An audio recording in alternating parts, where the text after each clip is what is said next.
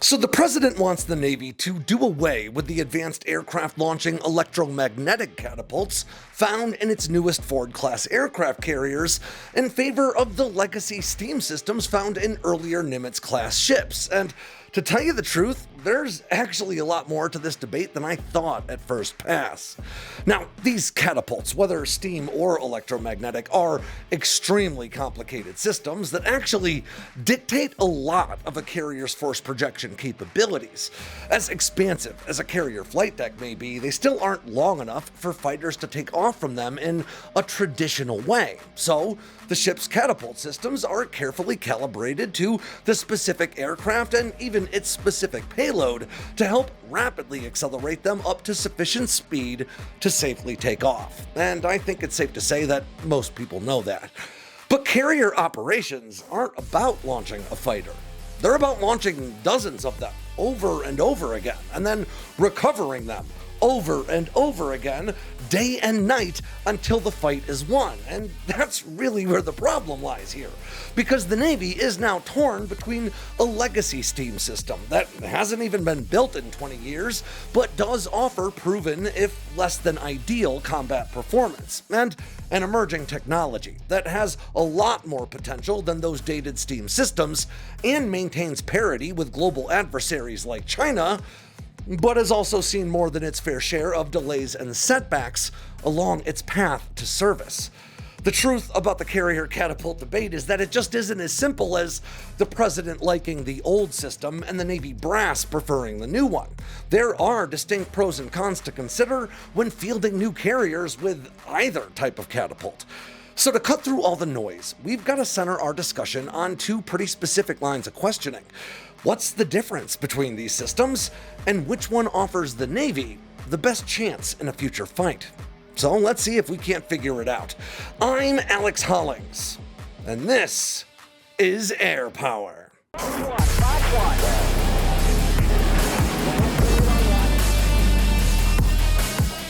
Ground news helps us stay on top of what's going on in the world while also making it really easy to see through common forms of media bias and the sensationalism that's become so commonplace these days.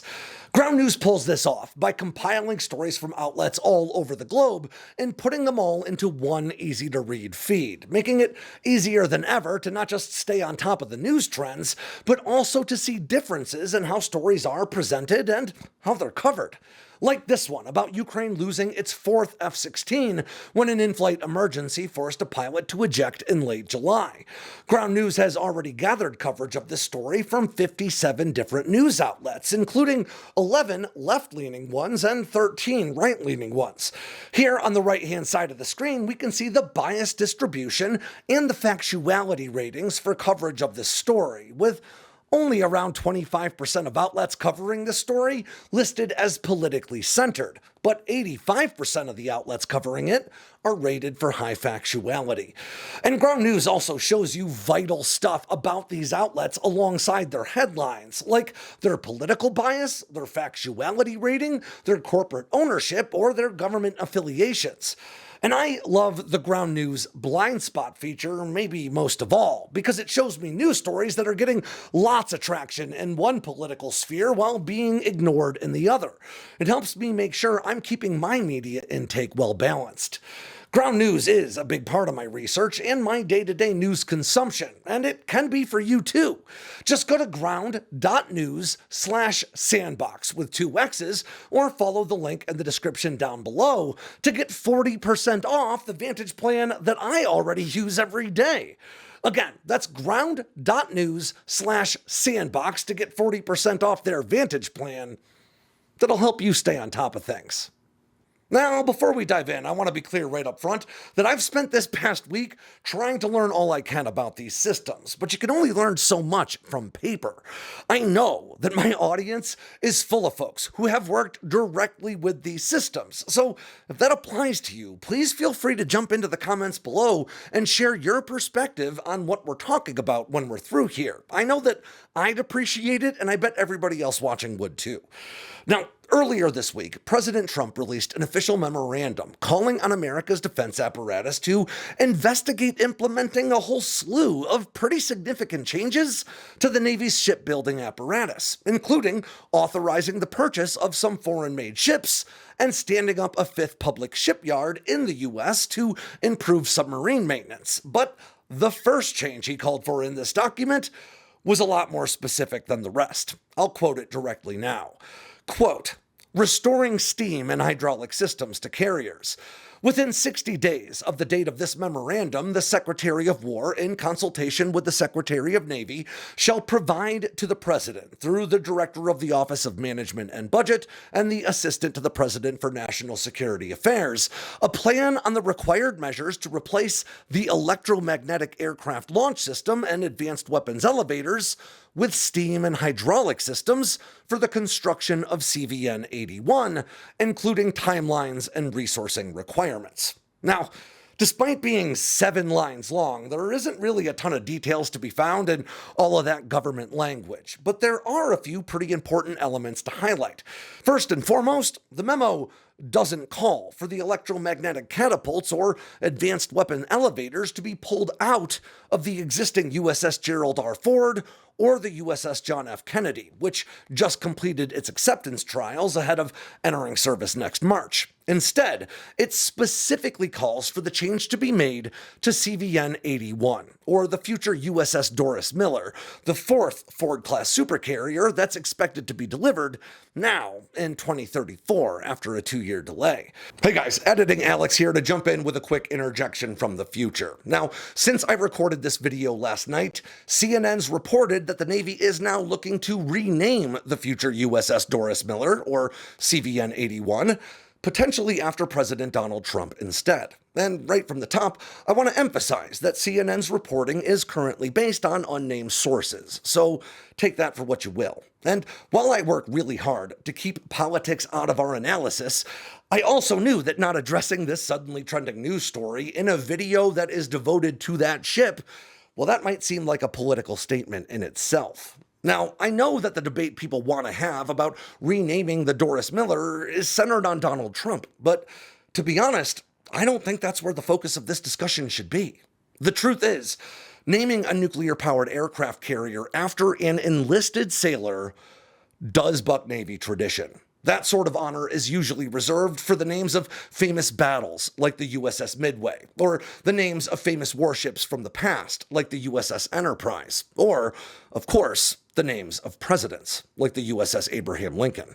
But as a Marine veteran who takes a lot of pride in having played a very small role in America's warfighting institutions, I think it's the responsibility of people in positions like mine to remind you that there is an important difference between tradition and legacy. It is true that Navy tradition normally would not honor an enlisted sailor in this way, but there was never anything normal about Doris Miller's story. As a black man in a segregated Navy, Miller was a part of the messman's branch, relegated to jobs like cooking, serving food, and cleaning officers' quarters. But when the attack on Pearl Harbor began on December 7th, 1941, Miller sprang into action. He helped carry his mortally wounded captain to safety under fire, and then took the initiative to jump into a 50 cal anti-aircraft gun, performing a job that he was never trained or even authorized to do, and figuring out how to do it under enemy fire. And Miller kept sending rounds downrange as his ship, the USS West Virginia, literally came apart around him. And when his ship sank, Miller continued to help rescue other sailors from the water. A man who was formally prohibited from serving in combat roles risked his life for his captain and for his shipmates and for his country, a country that in a lot of ways was not ready to celebrate its black servicemen yet.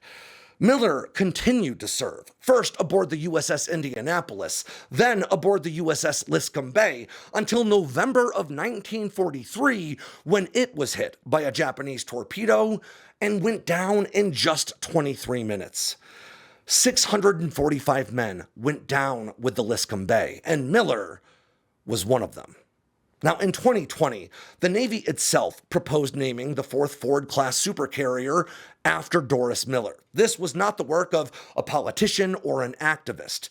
The name was presented to President Trump's acting Navy secretary at the time, who approved it. And when construction began, surviving members of Miller's family were there at the ceremony to mark the occasion. Tradition is only about how things are done. Legacy is about what those things mean to us. And Doris Miller is an incredible part of the Navy's legacy as a warfighting organization, putting others before himself, fighting back against what sure seemed to be impossible odds, and reminding all of us of what we're really capable of. If we wanted to stick to naming traditions, that's a decision we should have made 6 years ago, when the name was being approved by the past Trump administration. But in my opinion, and that's all it is, the Navy made the right choice back then, when it recognized that legacy is what motivates us to fight, and tradition is just what we call our preferred norms. Okay, my opinion period is over. Let's get back to the catapult debate. Now, the Doris Miller is one of 2 Ford-class aircraft carriers that are currently under construction as we speak, with the future USS Enterprise, CVN-80, further along in that process and expected to enter service, again, now in 2031. Now, that means the Enterprise, like the Ford and Kennedy, will enter service with its intended electromagnetic catapult and advanced weapons elevators, while the still forming Miller, which the Navy says is about 50% done, would be the first to see the shift back to those older systems found in the outgoing Nimitz-class of supercarriers that date back more than 50 years. Now, for the record, we're going to focus primarily on the catapults here, because giving the elevators their own fair shake would really turn this video into a monster. Now, all that means that the hyperbolic tweets and Reddit posts that you may have seen about how ridiculous and time-consuming and expensive it would be to rip the modern systems out of those existing Ford-class carriers, well, don't really hold water.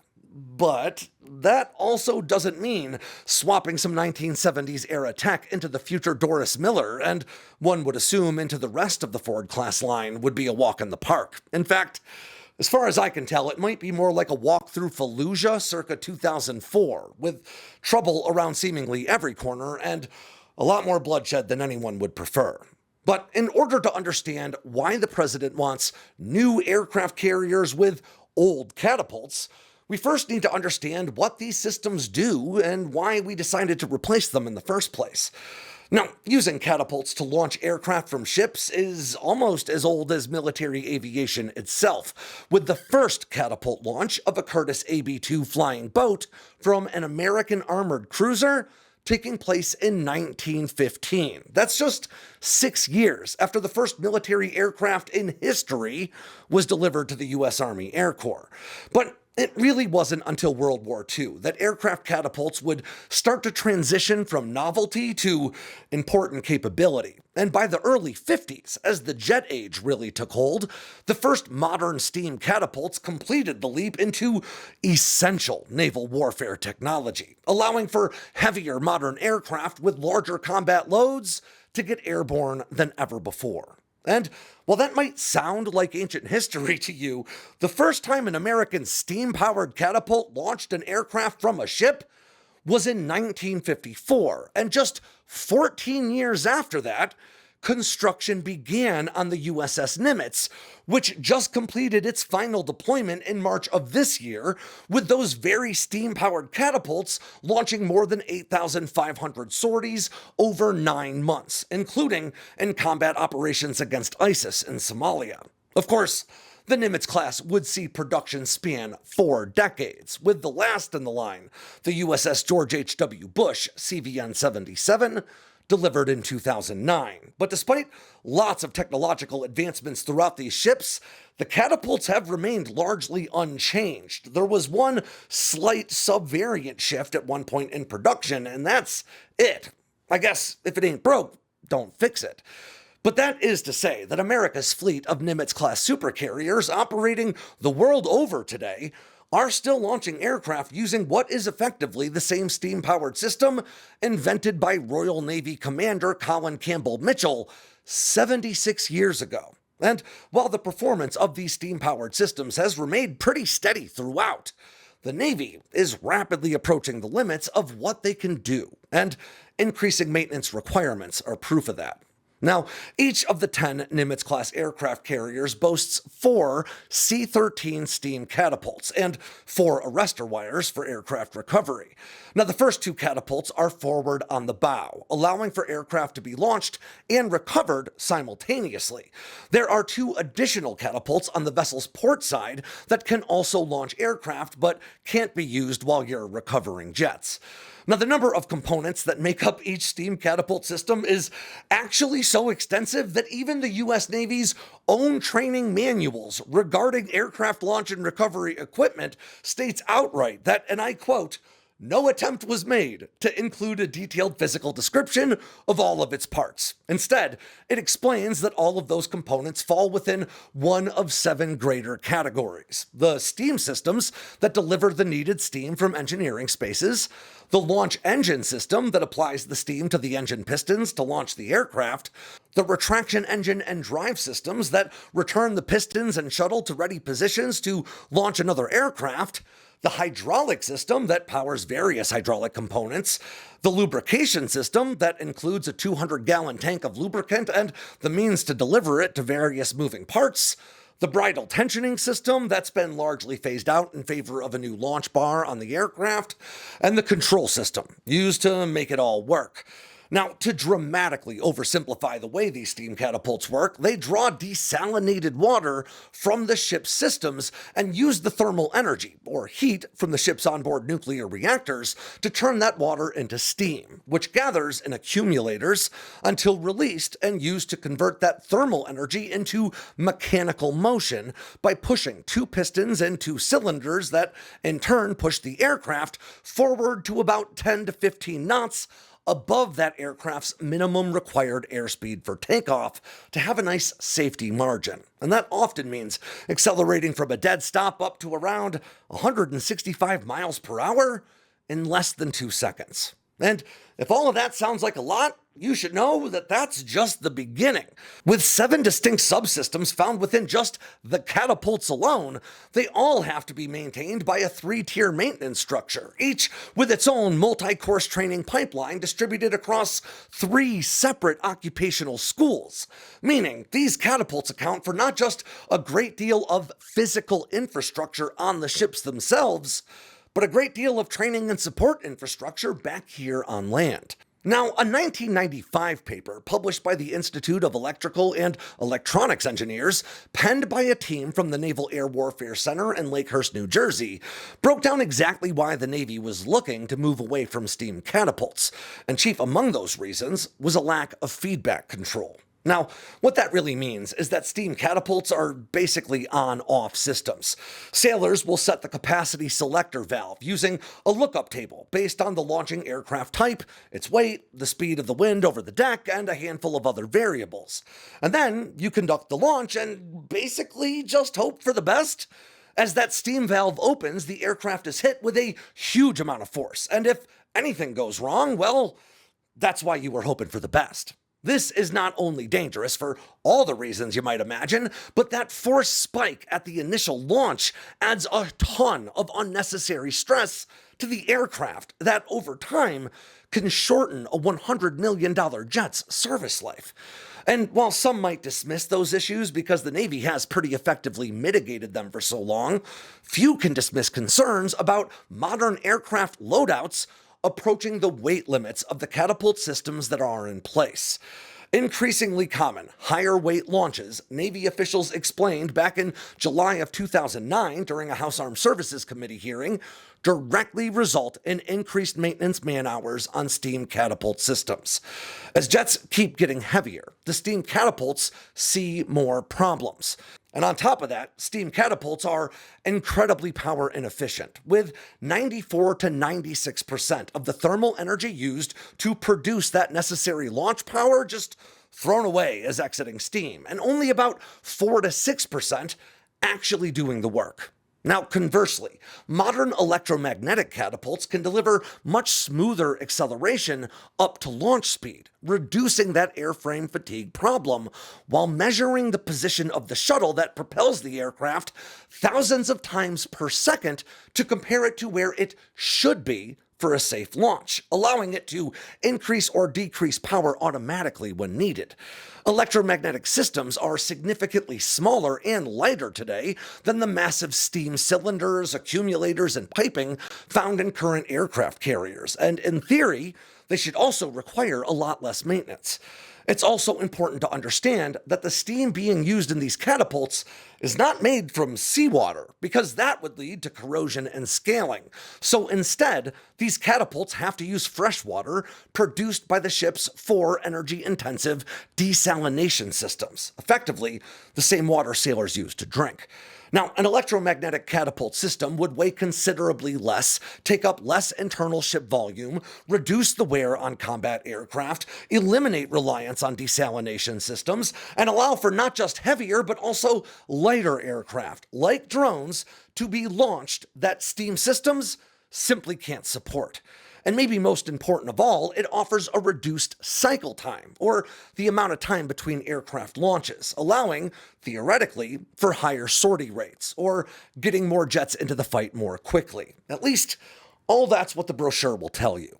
So, in 1999, the U.S. Navy awarded technology demonstration contracts to both Northrop Grumman and General Atomics to demonstrate this new approach to catapult design. Well, okay, not entirely new. Technically speaking, Westinghouse was the first to ever to test an electromagnetic catapult that they dubbed the Electropult all the way back in 1946. But at the time, the technology was just way too heavy and expensive to be even remotely practical. So maybe it's better to say that these firms were contracted to demonstrate the first modern and actually practical electromagnetic aircraft carrier catapults.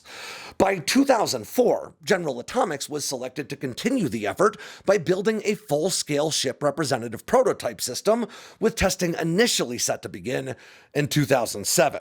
But that would be the first of a lot of deadlines this new electromagnetic catapult system would absolutely miss. But by 2011, General Atomics would finally achieve its first successful aircraft launch using a land-based system out of Joint Base McGuire-Dix, Lakenhurst, New Jersey. It would take 6 more years for this new electromagnetic catapult system to conduct its first launch from a ship, the USS Gerald R. Ford, in 2017, making the U.S. Navy the first service on the planet to conduct such a launch from an operational vessel using an electromagnetic catapult. However, it was also that same year when President Trump first made his distaste for this catapult system, dubbed EMALS, short for Electromagnetic Aircraft Launch System, even telling the crew of the new USS Gerald R. Ford that he'd be having them go back to steam.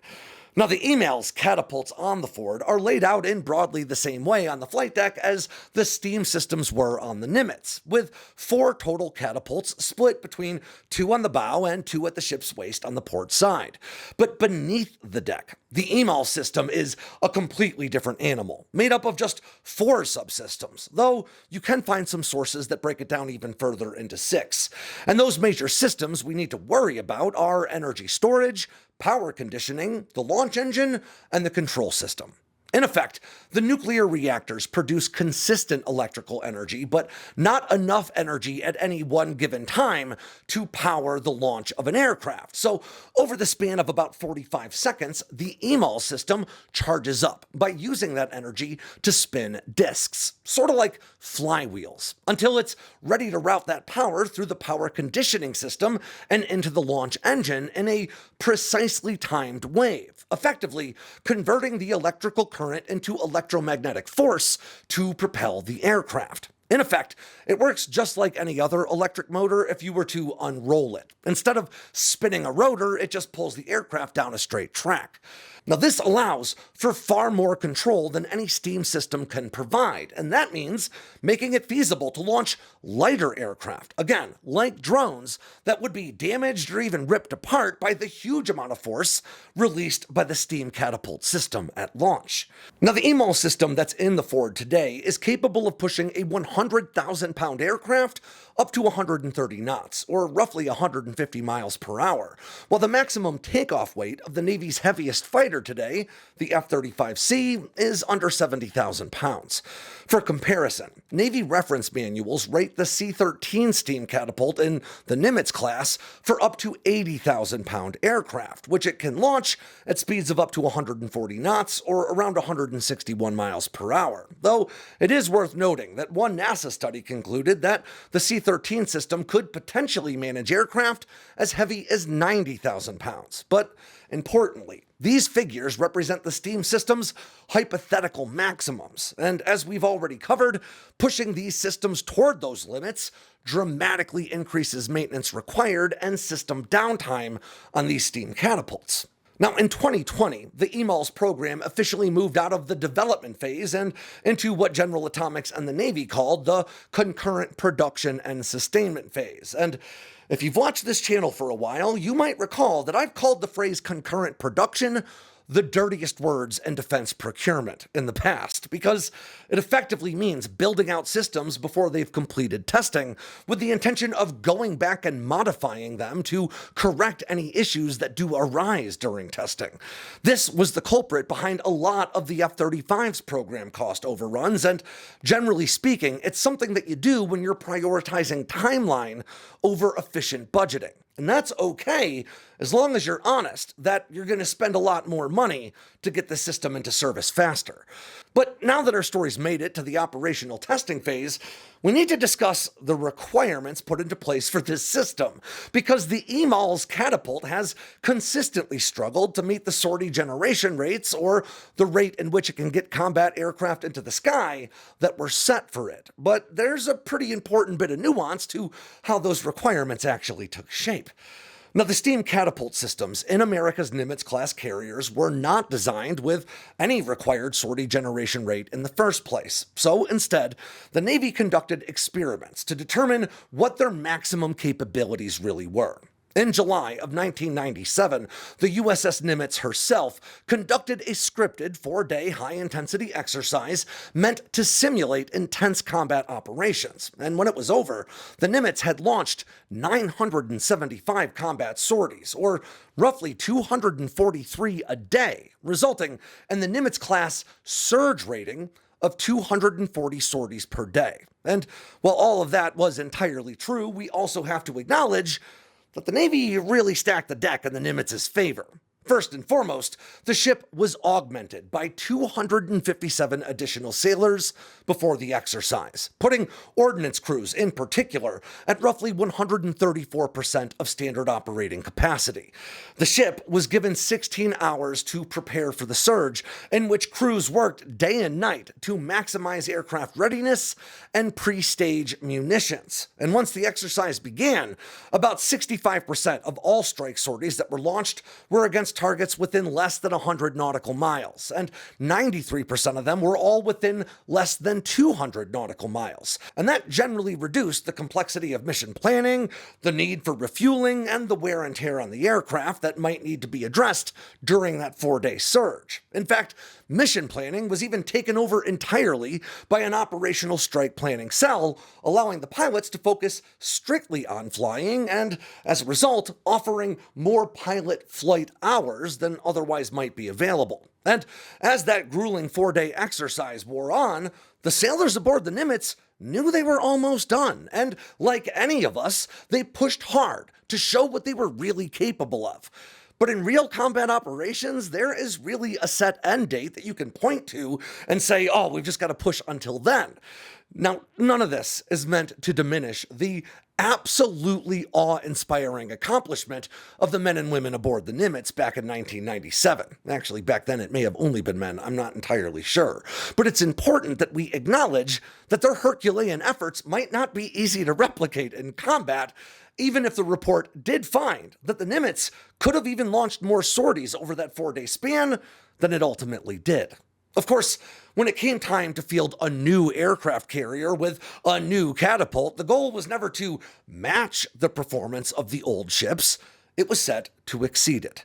The Nimitz-class is rated to be able to sustain 120 sorties a day long term, so the Ford-class requirement became 160.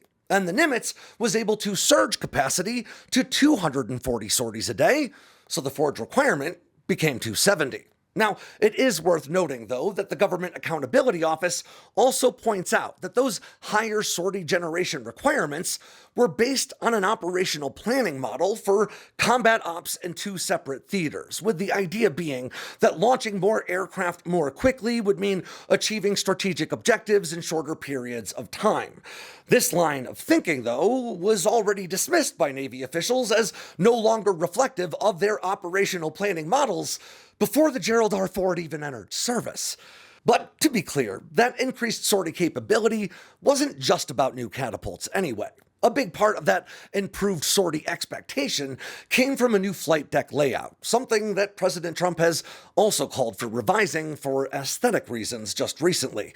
Now, as Joseph Trevithick recently reported for The War Zone, the Ford's revised layout was chosen after careful review of 75 potential designs, ultimately landing on one that bears a pretty striking resemblance to the Nimitz-class it replaces, but with an island or tower made smaller and moved about 140 feet to the rear of the ship, in part to accommodate a new radar array, but importantly, also to maximize useful deck space.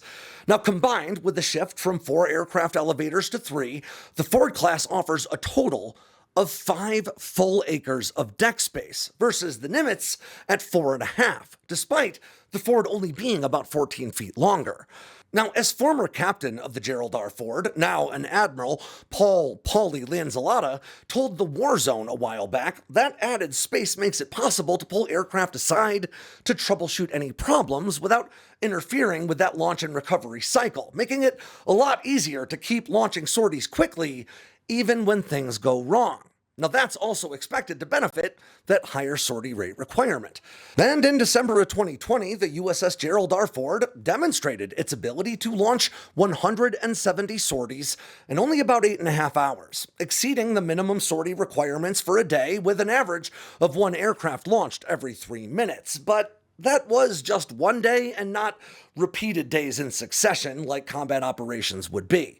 It wasn't until February of 2026 that the ship would conduct its first full-fledged sustained sortie generation demonstration. And so far, the results of that demo have not been released to the public. But the Navy did say that it demonstrated increased sortie generation rates over the Nimitz-class. And we also know that the ship conducted 12,200 aircraft launches over the course of the deployment, while supporting real combat operations. And what that suggests to me is that the Ford class probably exceeded the 120 sorties per day rate of the Nimitz, but maybe did not meet an average of 170 or better like it was required. And there is more bad news. The biggest issue with the EMAL system really comes down to reliability, not sortie generation rates, with its requirement set at 4,166 mean cycles between operational failures, which is diagnostic language for being able to launch 4,166 aircraft before something breaks. In publicly disclosed testing, however, the system has yet to exceed 614 launches without something going wrong. Now, the Navy, however, has countered these concerns by saying that what really matters more is operational uptime, or the percentage of time that the catapults are working, because that better reflects the improvements in system maintenance and repairs as the EMAL system continues to mature toward reaching its actual potential. And that all brings us to where we are now, without the sortie generation data that we'd honestly need for an apples-to-apples performance comparison versus STEAM catapult systems, and a president who disagrees with the Navy about the systems and the layout that their aircraft carriers should have.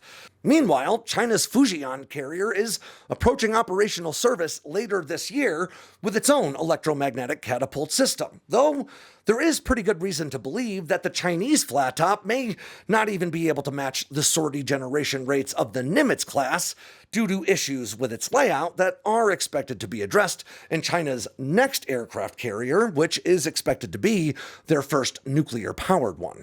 Now, ultimately, there really can be no debate that the EMAL system has taken much longer and a lot more money to develop than anyone involved with the effort would have hoped. But objectively speaking, it has already proven itself in combat operations over the span of a grueling 11-month deployment, which also suggests to me in pretty stark terms that this system, as troubled as it may be, is certainly functional. There can also be no debate about the limits of today's STEAM catapults and the fact that there is currently no company that builds them for the Navy to contract for the Doris Miller. And there can likewise be no debate as to just how much money and time it would take to change the Ford-class design to accommodate the massive assembly of STEAM systems that would need to go under its flight deck. With Nimitz-class aircraft carriers already being extended beyond their intended service lives because of delays in aircraft carrier production, and the Navy also moving forward with plans to build nuclear-powered battleships out of the same single shipyard that's rated to manufacture large nuclear-powered ships, switching back to steam would almost certainly result in the U.S. Navy having to operate fewer aircraft carriers for years, as the design is revised and put into production and maybe has to wait for battleship construction to be completed. And then, if the F/A-XX, or the Navy's new stealth fighter in active development, manifests in a weight class that is above the current F-35C and Super Hornet, which it's very likely to do, that'll mean that the Navy will have to plan for extended steam catapult maintenance intervals, or for yet another new system and redesign to accommodate those new aircraft and catapults that can actually launch them. But, on the other hand, you could certainly argue that the yet-to-be-released data from the Ford-class sortie generation tests might have been really, really bad, despite the positive claims made by the Navy. And maybe that testing evolution pointed towards problems with the catapult that just can't be resolved in an economic or timely way. That would run counter to public statements made to date, but I certainly wouldn't call it impossible. So, from where I sit, the shift back to steam catapults would set the Navy back literally years of carrier production and operations, not to mention billions of dollars, if not more, weakening American force projection capabilities the world over in the interest of not getting better, but getting back to an old normal. Whereas a troubled but promising new system that can allow for a wider variety of combat aircraft, including drones, being launched at greater rates than ever before, certainly seems worth suffering the setbacks that would ultimately get us there. After all, I'm always asked by people why the US isn't fielding drone carriers, and my answer to that would be, well, with EMALS, we don't need drone carriers. We can launch drones from the carriers we've got. But, and this is an important but, that's all as long as the results of that sortie generation test weren't, like, really, really awful. If they were that bad, then I might have to reassess my position. But to be clear, things would have to be really bad to be worth the headache of spending all that time and all that money to get less capability in the end. And that'll do it for yet another edition of Air Power from Sandboxx News. I'm Alex Hollings. One more time, if you've got direct experience working with these steam catapult systems, or heck, developing electromagnetic ones, please chime in the comments below and tell us about your experiences and what your perspective on this debate is. I would genuinely appreciate it, and I'm sure everybody else would too. And especially if I got something wrong, I would love for you to go ahead and correct me. In the meantime, make sure to download the Sandboxx News app that's available now for iOS, and I actually just had a conversation with the engineering team today about Android. It's not there yet, but it is still coming. If you got anything out of today's video, make sure to click like and subscribe down below and leave me a comment so I know what I should dive into next. And of course, don't forget to tap on that bell icon so you never miss a drop from Sandboxx News.